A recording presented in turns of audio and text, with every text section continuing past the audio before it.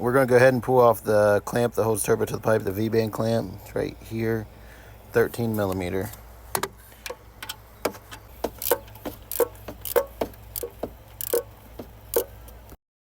That separated. Now let's go underneath and see what's holding it up so we can get to the oil. Right here we're working on the exhaust, trying to unbolt the exhaust from the Cadillac converter. They're 1/2-inch bolts.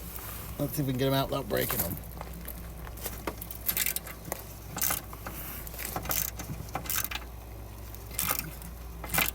There's two. Well, the other socket wouldn't work, so we pounded a 12 on there. Just don't smash your fingers, it's not pleasant.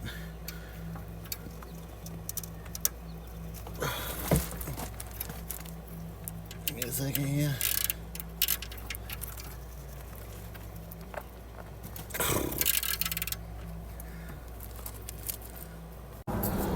That bolt's tight.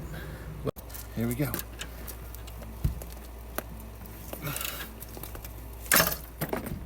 Winner, winner. We broke it off. We got the two remaining bolts out of the exhaust here. I know it's hard to see what I'm doing. There's no room underneath this car. So just work with me. I'm getting this off so we can get to the oil pan. Being the motor seized up, I want to get the oil drained and then drop the oil pan. Just see what we're working with up in there to see if anything's even savable. It's not looking like it's going to be savable, but you never know. You might get lucky. If not, what do you guys think we should do with it? Should we just get a different motor, take this one apart, fix it? What do you guys think? What would you do? The oil pan bolts are going to be that E socket again. It's an E11. We'll go ahead and get the oil drained, and then we'll go ahead and take these bolts out and see what we're working with.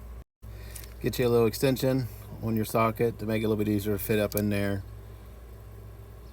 I'll take you off there for a minute so you can see what I'm talking about. There's a bunch of these little bolts all the way around this oil pan. There's the exhaust we just took off. Let's get these bolts out. These are tiny bolts. Make sure you put them somewhere that you ain't gonna lose them. So one of these little cool magnetic trays could come in handy for. You can put the bolts in there and you got to worry about them falling out. Here's one of our bolts. One more to go. The oil pan's not wanting to come off. Look at that spider web. Ow. There's plenty of those. I just got stabbed by the bumper. So there's one more 18 millimeter bolt up here above the axle for the transmission. I wasn't aware of that, so I had to go in and look up a video just to see what was going on. So let me reach through these dreadful spider webs and see if we can find it. I'll show you guys where it's at too once I get up and find it myself. I'm gonna tell you now, I don't know what kind of Wheaties the guy in the other video is eating to get that bolt loose the way he did with a wrench, but let me show you where that bolt's at. See that bolt right there in the center of the screen? Right there? That's the one you gotta get to. It's not pleasant. And he used a wrench.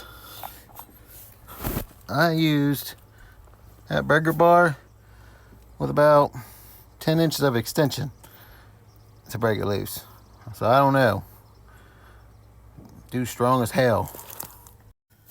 There's this little bracket that's underneath that bolt. So we find the last bolt we need to take out of this oil pan. I found the two bolts I've been missing. There's one there. There's one way up in there. That's what I've been fighting with now. All right, on this one we're gonna work on taking off the oil pan. We'll take off the head as the washer door. We'll see what we can see up through there. I know we ain't gonna see much, but I can see the crank and the lower end of the pistons. We're gonna start off by taking off this shield, 7 millimeter. If the screw don't break. Oh, how look at that.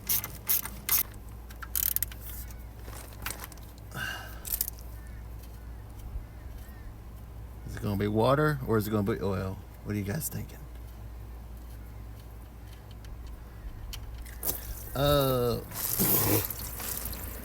Well, that's not good. Hey, look, we got some oil finally. Bucket of water, couple quarts of oil.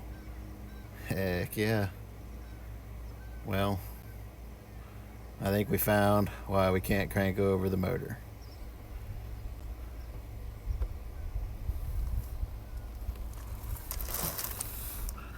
make sure you guys can see that. I'm working on my camera skills. Not the best at it still. Holy, oh, look at that. Some chunks.